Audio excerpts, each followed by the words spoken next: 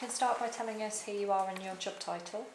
Certainly, I'm Nick Butterley. I'm the exhibition coordinator here at the Mary Rose, which means sort of working with the map making teams and the curators to try and make sure we've planned all the work that needs to go into the new museum and galleries. Fantastic. So we're standing here in front of this amazing display. Can you just talk us through what it is we're looking at? Sure, the process we're going through at the moment is taking these models that our designer Rose has produced, laying out the artefacts into the cases, trying to work out how they'll work with the graphics, the AV installations, and making the mounts and reconstructions for the objects. And because a lot of the objects are incomplete, they've decayed badly underwater, we have to produce small infills to show what the actual object was and try and give the visitor some sense of the size and shape of some of the tools and other things that were in the case.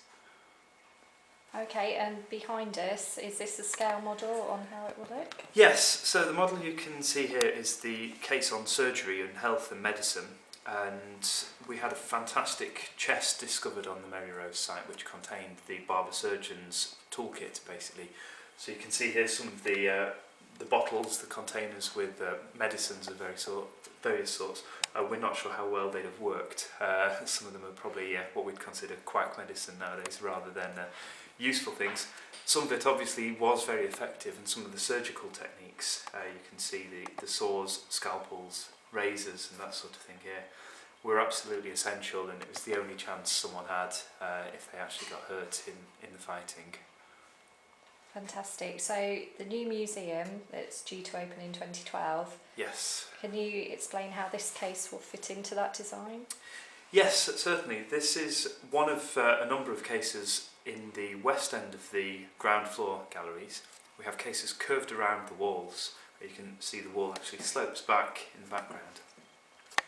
And there are 6 galleries with that sort of case arrangement in them, so this is only a small proportion of the items that are going on display. And we're trying to make 2 major display areas. One is cases like this where we explain objects in detail. We're trying to show them by type and sort of theme. And then we have a gallery called the Context Gallery on 2 levels, which puts objects in the places that they were discovered, and you'll see them directly opposite the part of the ship that they were found in, and that hopefully gives people a good sense of what went on where in the ship and where things were found. Fantastic. So when you're mocking something like this up, do you go through a series of changes? Yes. Yes, we change a lot as we get to this stage. Things, with the best will in the world, look different when you're working with the actual object rather than a model, and there is a process which we're going through now.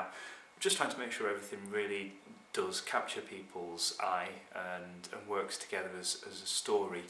And there's a bit of sort of adjusting things where the angles aren't quite what you expected. Say when you see a case from the side and you want to make sure it's all right. And you can see the small row of lights along the top of the case as well. Once you get the lighting on things, that starts to change the way things look as well.